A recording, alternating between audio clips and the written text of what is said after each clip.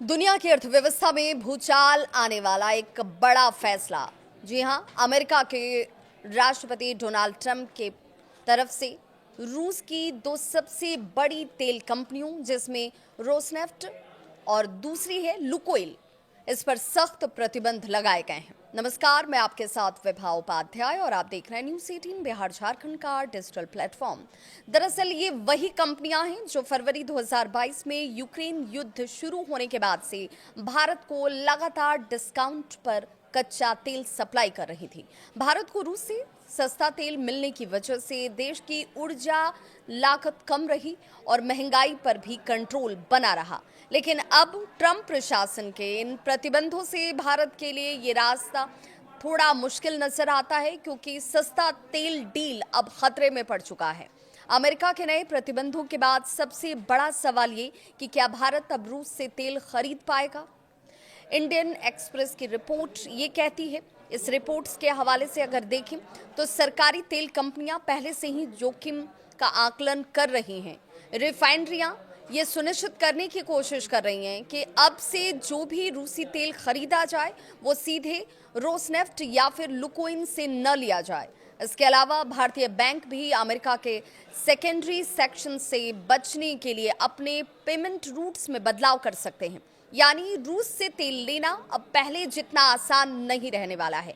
इससे रूस के राजस्व पर बड़ा असर पड़ेगा, क्योंकि रूस की अर्थव्यवस्था का बड़ा हिस्सा तेल और गैस के निर्यात से ही आता है।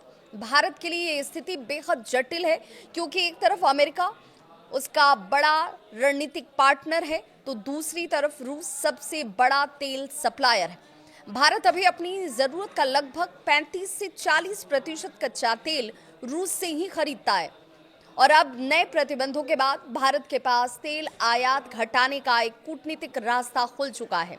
पहले भारत अमेरिकी दबाव के आगे झुकने के संकेत नहीं देना चाहता था, लेकिन अब ट्रंप प्रशासन के प्रतिबंधों की वजह से भारत अपने कदम पीछे खींच सकता है, वो भी बिना अपनी छवि को नुकसान पहुंचाए।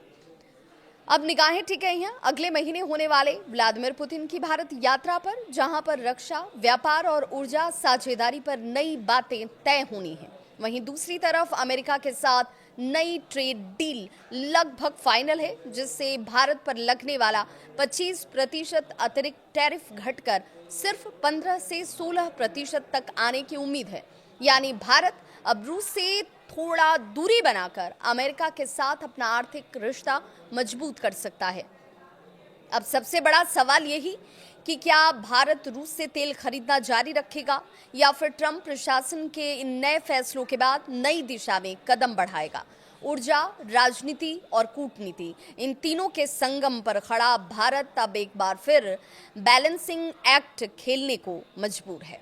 इस खबर पर आपकी क्या है राय, जरूर साझा करें।